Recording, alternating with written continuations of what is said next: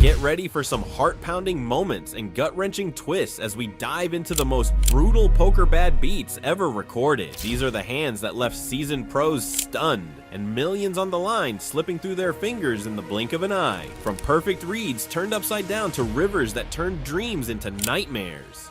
You won't believe how brutal the game can be. Straight flush. I knew you had that hand. Oh, mamma mia. Let's get into the madness. I got a full house. In our first unforgettable showdown, we bring you two poker legends squaring off in a heads-up battle that could only be described as a clash of titans. Sammy Farha, the smooth-talking, cigar-chomping master of reading opponents, faces off against David Williams, a world-class pro known for his analytical mind and adaptability. Both players have earned their spot in poker history, with prestigious accolades and massive career wins. But even for these two seasoned veterans, this hand takes an unexpected and brutal turn. And then chips.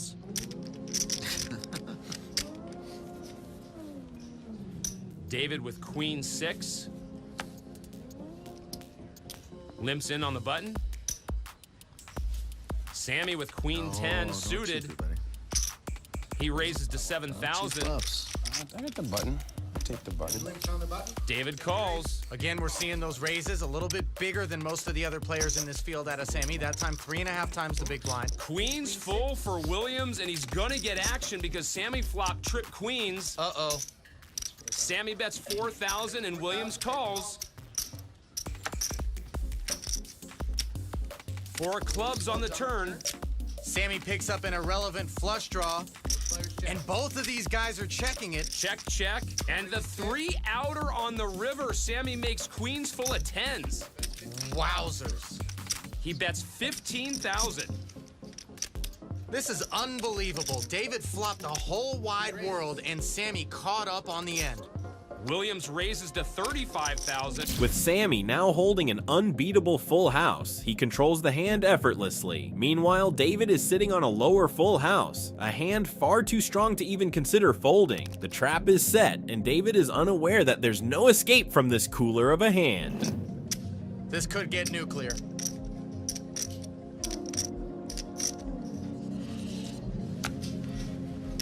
This is all pageantry by Sammy Farha. Always. The nuts versus the second nuts. Sammy raises. Bring some all in. David goes all in. Sammy calls and shows him the unbeatable hand. David's eliminated. Wow. Wow. That is brutal. With the river card falling, Sammy Farha hits the only full house that devastates David Williams. It's a classic cooler where Williams, holding what was an unbeatable full house on the turn, suddenly finds himself crushed by Farha's better one. It's a hand that's as shocking as it is rare, and a reminder that no matter how good you are, poker always has the power to surprise you when you least expect it. A river runs through it. This next hand showcases the unpredictability of poker draws and the ruthless nature of the game itself. Both players find themselves involved with less than ideal hands, yet Jacob goes from having virtually no equity on the flop to facing the easiest call of his life. What starts as a seemingly losing situation rapidly improves into an unbeatable hand. But I mean, this is genuine. He is giving the players a break. He's giving them a hell of a break. And I've been around a long time, and I want to say that the poker players don't deserve it. Not the ones we know. Well, as the Party Poker Live president John Duthie says, this is a tour for the players, and is he right? These kind of whopping guarantees, the opportunity for the little guy to get in these tournaments, the added money, the prize money, it's just massive. It's just incredible. And if you're a poker player, believe me, it does open your eyes, and you say, hey, you know, you want to support those people, and rightfully so. Yeah, if you don't, you're nuts. It was a bit of an action card on a dry board. Yeah, it looked like we're just going to peter out, and now everybody's got a little something. Go on, Jacob. Why call when you can raise? That's the man I know. Now the game is heating up. Jeremy fires 15 million with a pair of 8s, while Jacob counters with an aggressive raise, holding only a jack-high flush draw and no pair. Be slow playing the queen here, I think, right? I mean, it's not... Jeez, Jeremy's got an opinion. Oh, come a deuce. I want to see a big bluff. Come a deuce. Oh my God. Uh-oh. Oh, that's This is just gonna be cruel. Well, that's just cruel. This is gonna be. Wow, what a river card. On the flop, it was just 10 high against Jack high, with neither player holding much of anything. Now, there's little chance Jeremy escapes this one. He went stack size. It looked to me like 100 million, yeah. 115 million. I mean, it's God, I mean, the heart. It's an automatic call. I mean, there's nothing you can do about it. no-brainer. You have to call here. It was the Joker. The best card for Jacob, the worst card for Jeremy. There it was, a 10 on the river. The river delivers the perfect card for Jacob, transforming his hand from a long shot to the nuts. With an unbeatable hand in his grasp, it's an easy decision. He can't lose. It's the perfect example of poker's brutal swing, turning a hopeless situation into a surefire win with just a single card.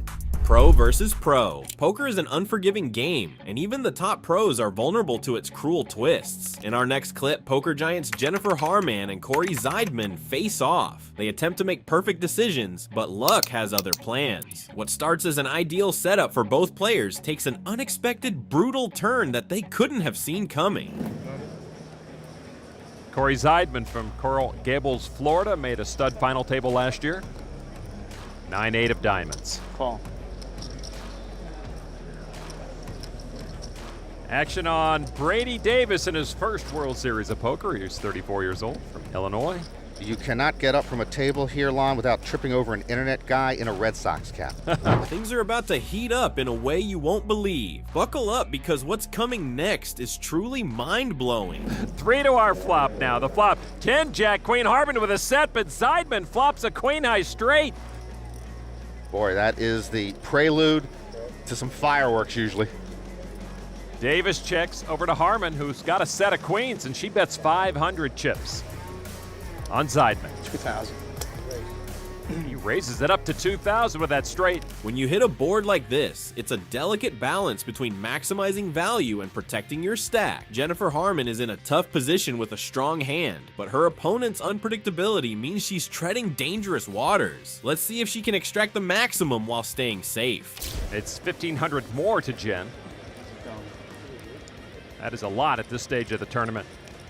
She plays it safe and just calls. Zeidman with the lead with his straight as we go to the turn. The turn is a 10 of diamonds. Harman makes a full house. And there it is, a card that changes everything. That's the most devastating card in the deck. With the action now shifting to Corey, this hand is about to take a wild turn. Bucket if he believes that she has the full house already. I call. He makes the call. We're going to the river. Jen Harman with a huge advantage. And now the river card. Oh, the perfect card for Zeidman. The 7 of diamonds gives him the straight flush. And he even checks it again, which an amateur would do, to make sure he's got it. Wow. Only a couple of hands could possibly beat Jennifer's full house at this point. Will she come out on top, or is the nightmare just beginning? Action on Jen Harman, who has the full house. She makes it 3,000 to put Zeidman all in. Why is Corey acting as if he's agonized? I guess I could do a lot of sightseeing if I lose this hand. You can't lose the hand. All in. It's over. That was a slow roll, no doubt about it. He even joked about taking a vacation if he lost the hand. Zeidman takes the pot. Straight flush. I knew you had that hand. Oh, mamma mia. It was hard to get off. I'm like, gosh, I flopped the straight. I'm like, ace-king is the only hand that's going to beat me now. Don't put a 7 of diamonds up there. Nice hand. Thank you. Come on, a little for that. Yeah, all right, yeah. Jennifer's been told she looks like she's in pain when she... Corey is acting like everything went according to plan, but you can see the shift in his demeanor once he realizes how lucky he just got. It's clear he knows he dodged a bullet. Moments like these are what make poker so unpredictable and thrilling. There's never a dull moment when the drama unfolds like this. This hand is a lake. This next hand is one of those rare moments in poker that feels almost cruel. So Rule Measy and Phil Lake both find themselves all in pre-flop, and incredibly, they're holding identical hand. At first glance, you'd think it's a guaranteed chop, but when two players are all in with the same hand, luck still has a way of playing its own game. Phil, it doesn't feel like it. I don't think Phil's folding. Right, he can't fold. But the 4-bet feels I think Phil similar. might just, based on his, he's going to, here it is, do some weird, like, No, you know, here's what Phil's gonna do. He's gonna think about it for a minute. And then he's gonna jam? look down. He's gonna like cut out like 110,000 or 129,000 more. Slide it on his 2 cards into the pot. So yeah, Phil's here's putting 100. Did I say 129,000? Because God, that looks close. You are. Hold on. It's actually quite scary how connected you are to the underpinnings of his brain. Seat 7 reads 125. God. All right. I mean, I might have to leave the booth now. You can get the next guy to come in here. Seat 1 re-raise all in top.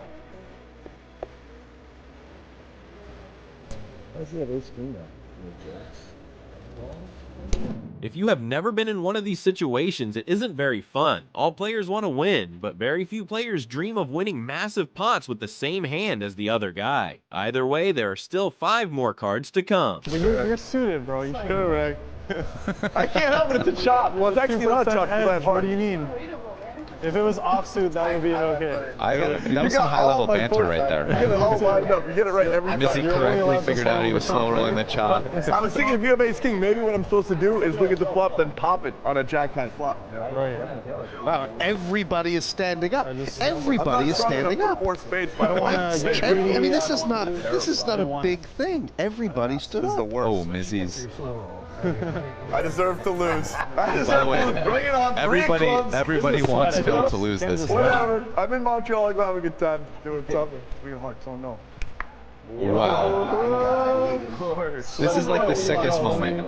I gotta be ready to hug you if things go wrong. Either way, you're getting a hug. Yeah. You're good. I looked at the ace king of hearts.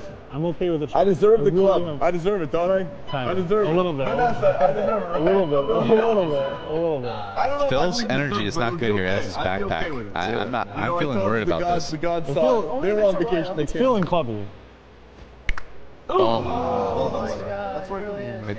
Wow. And that is not the Premier League for... One of the most painful scenarios in poker, the same hand, not the same outcome. So Rule and Lake likely should have been splitting the pot, but a series of unfortunate board cards left So Rule on the losing end. But in poker, likely to rarely guarantees anything. An absolutely devastating turn of events, and another reminder that sometimes poker just isn't fair. Heads Up Headache. Now we move on to a high-stakes heads-up championship battle. Joe takes on Eugene in an intense matchup, with both players showing why they've earned their elite status. The action culminates in one of the most brutal runouts you'll ever see. And calls. Ace-10 of diamonds for Eugene. Check. He checks. Chong taking a bit of a different approach here, not raising the button. And Eugene has flopped the nut flush. He's got the royal flush draw. Not that he needs it. Jacks for Joseph. That has bet 1,600. And Chong calls. Now give Eugene credit. By having bet the flop, he makes it that much more difficult for Joe to... Eugene is slow playing his ace-high flush, a clever move when you're up against seasoned players. By underplaying his strength, he's looking to trap his opponent for maximum value. However, this calculated risk is about to backfire in a big way. Put him on the flush. Who would bet the nut flush on the flop, right? It's a tough turn card for Joe. He has made 3 of a kind and bets 3,000. And that's, of course, because Eugene checked it to him, which is a fantastic check. He's reeling Joe in here. Oh, rivers of 4 of spades and a full house for Chong. Are you kidding me? This is the first pot we're seeing in this match, the nut flush against a boat. Kachalov is checked. Chong bet 6,600. There is a pair out there, but you can't expect Eugene to just call, and in fact, you see the raise to 18,000. Joe is loving this. I'm all in. Yeah, and he's going to try to put Eugene all in. Oh, that look said it all. Eugene knows with the pair out there, the nut flush is vulnerable. And if you've got the nut flush, what is Joe shipping it with? I feel like a little if I just called you with this. And Eugene lays down the ace-high flush.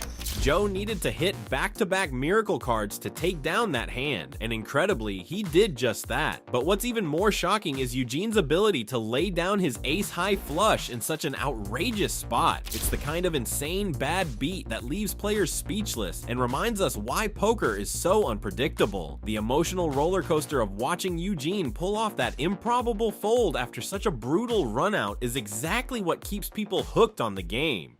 Boulevard of Broken Dreams. In this clip, poker icon Tom Dwan shows an uncanny ability to anticipate what's coming. With a strong hand, he pushes all in, but fate has other plans. As the cards play out, you can feel the tension building, creating the kind of high-stakes drama that poker fans live for. It's a moment that showcases the unpredictability of the game, where even the best instincts and strong hands can be turned upside down by the turn of a card. There's bound to be some action this level.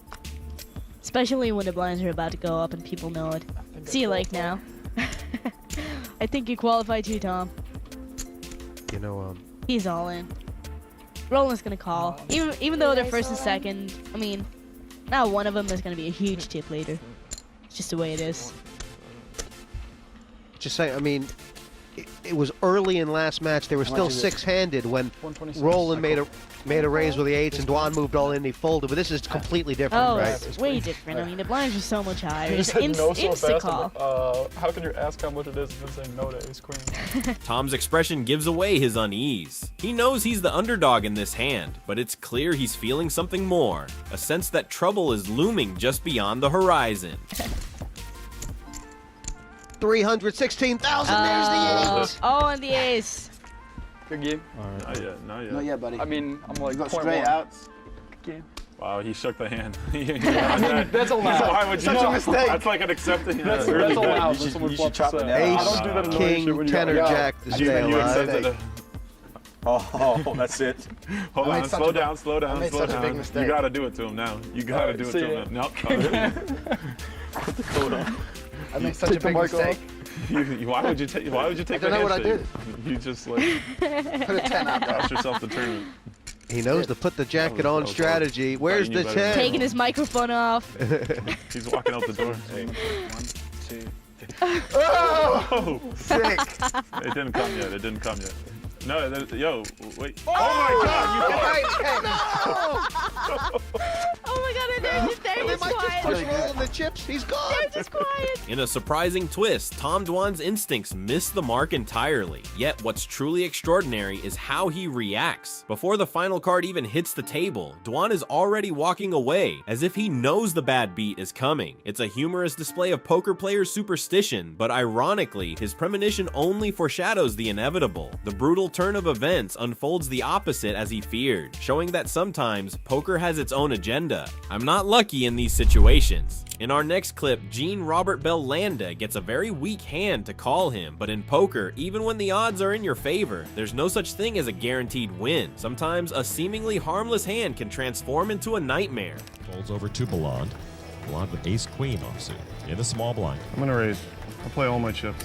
And Balland is going to move all in with ace-queen. Big blind Phil Hellmuth folds. Cool.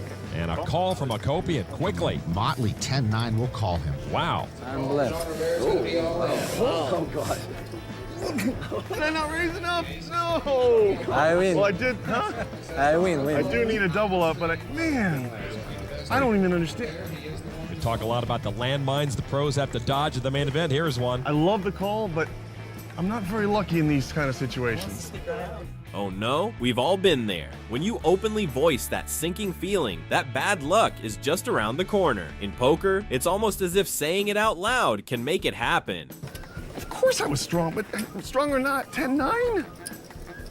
All right, 10-9 against Balland's ace-queen. And there's an ace. Yes! John Robert loves the call now. Baby. Come on. No jacks, please. Now Gene has a premature celebration. He's absolutely tempting the poker gods on this one. No jacks and no sevens. No jacks, no sevens, and I don't need any more pairs. It's a 6. That's the card I'm talking Not about. over yet, John sir. Robert. Did I tell you that you look very handsome today, sir? John Robert, he could still hit a 7. Akopian with a straight draw. Balland thought it was over. Almost, Jean Robert. John Robert, ladies and gentlemen. Bye-bye. Copian thinks he's going to hit the 4-outer. Don't do it to me like that. That would be ugly. Copian needs a 7 for a straight to knock out Jean Robert. River card. Oh! It's a 7! Balland is gone. Thank goodness it wasn't Phil. Oh. God. What seemed like an ideal situation quickly spirals into a crushing defeat. It's tough not to feel for Balland, but let's be honest, he almost jinxed himself. After all, he predicted his own downfall, while his opponent, full of confidence, casually said, bye-bye, knowing a Miracle 7 was his only hope. The contrast in their attitudes is striking, and while it shouldn't influence the cards, it somehow always seems to.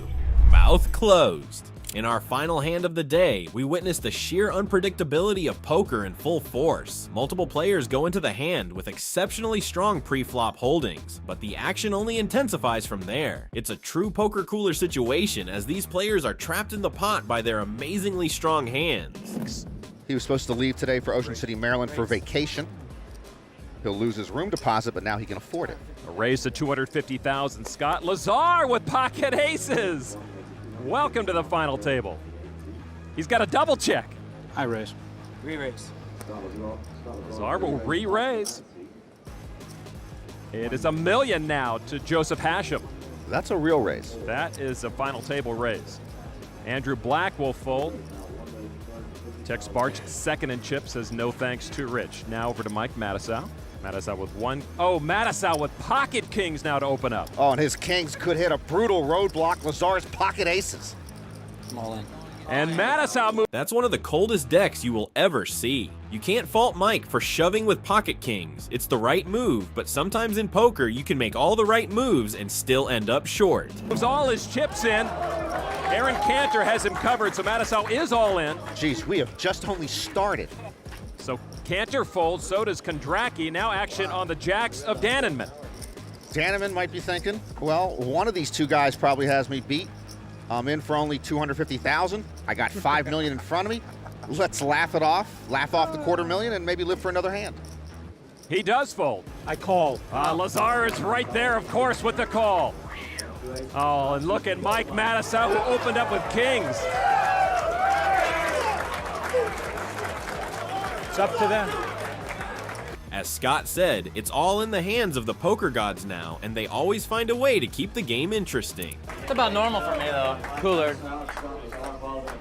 What a showdown to start this championship table. Aces versus kings. And Matusow just feels snake bit again. Matusow's mom and brother now with everyone else ready to watch the flop. Time! Oh, a king! Matusow gets a set! Just moments after complaining about his bad luck, Mike's already celebrating before the hand is even finished, a move that usually doesn't end well. Shot. Matusow can't bear the watch. Lazar is the one who may be eliminated. Lazar needs an ace or a heart on the river, or he's the first one out of here. Now the river, it's a heart! Lazar wins it! Yes! Yes! Yes! Told me I had it! Oh, he got it.